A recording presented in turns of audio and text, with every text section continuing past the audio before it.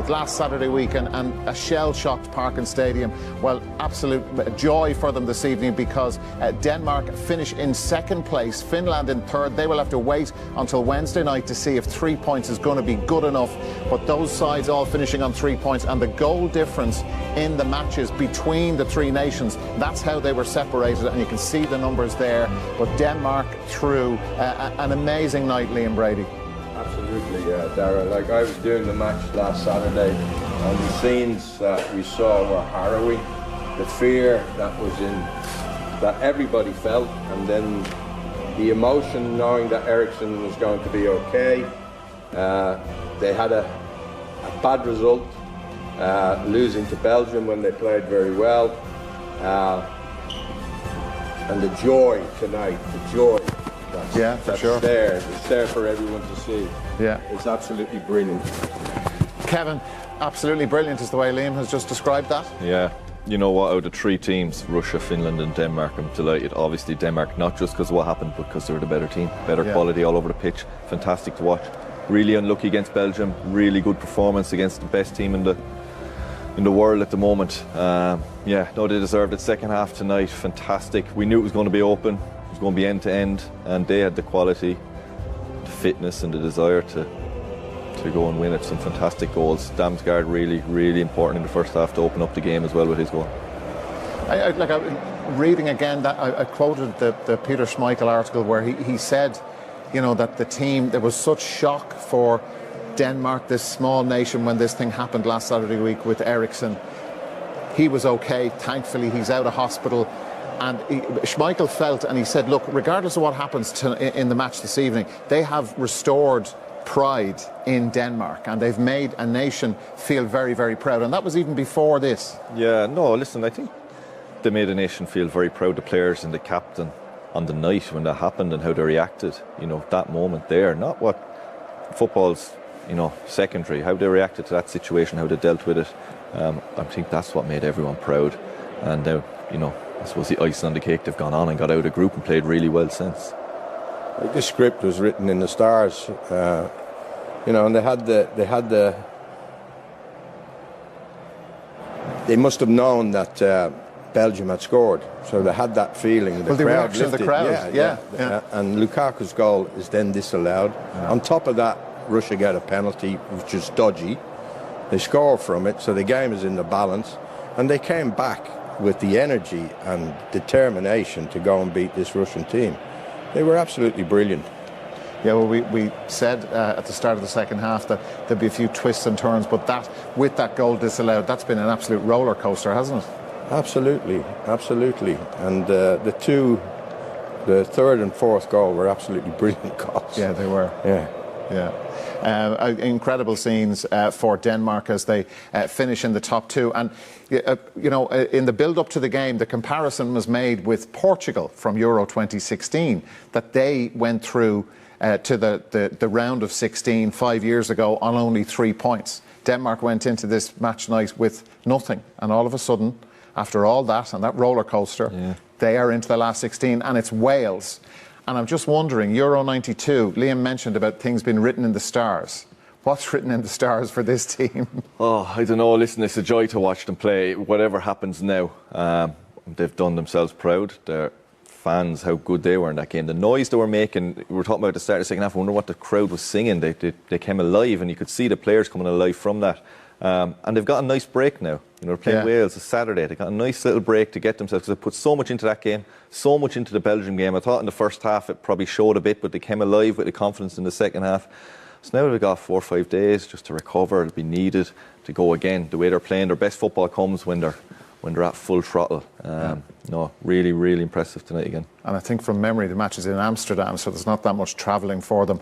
We're going to catch our breath. It's time for us to take a break. After that, join us for all the reaction and the analysis as Denmark go through to the last 16. Belgium through as well as group winners. They'll play one of the third place sides. Just one of the other, I suppose, impacts of the results tonight. If you look at the third placed contenders here, the 6 teams currently in third positions in their respective groups. groups. Switzerland have now actually qualified for the last 16 on their 4 points. Of course, we'll get the other nations and their third place finishes over the next couple of nights. But Switzerland are through to the last 16 with Belgium and Denmark and Finland. Well, they have to wait. Let's get stuck into the analysis from tonight's game. And we're going to start with Poulsen's goal. This, Kevin, was after 59 minutes, and there was some release of tension from him and the fans when this went in. Yeah, this really got the second half going. Keeper throws it out. Listen, here comes Zobnin here. He looks, actually, he does have a look, but he doesn't see Poulsen, who the finish is actually quite dodgy. The keeper slips as well. It was a sloppy play. The second half hadn't really kicked off. We thought it was going to be end to end straight away. It wasn't. It took a while, but this got it all going. Really poor from him. Poulsen reads it. Good strikers play. It's his 10th international goal.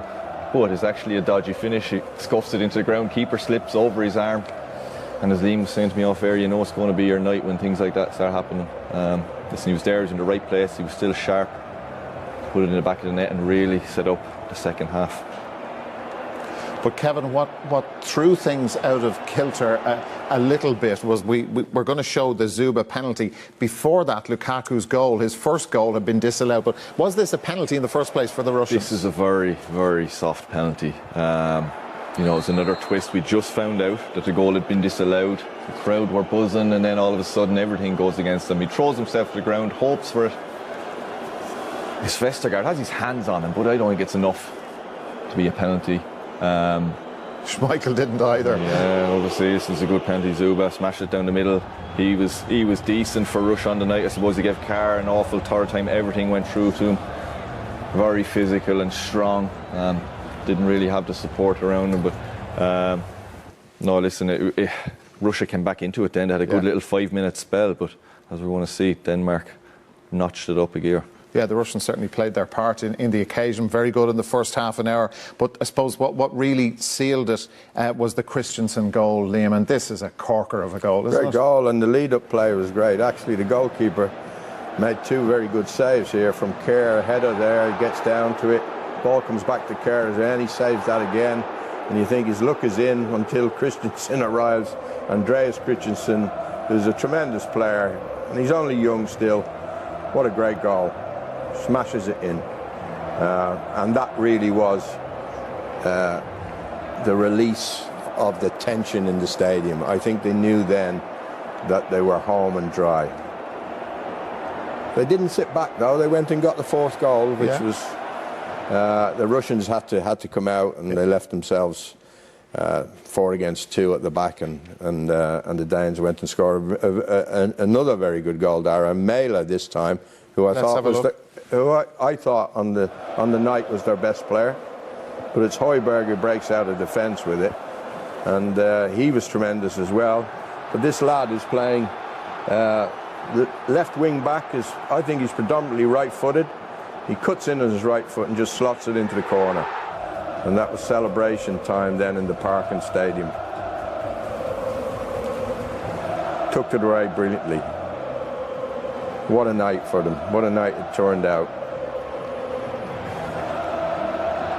Like, Liam, you go back, and I know we've been talking about the experiences they've been through, but you go back to last Saturday week and the manager, coming out and saying that the players were just flat. They've been through, as everybody had, this horrific experience, albeit with a happy ending. But for them to be able to kind of rebuild themselves like that tonight was very mentally tough as well on them. It was, but I think their performance against Belgium gave them the belief they could go on and do it.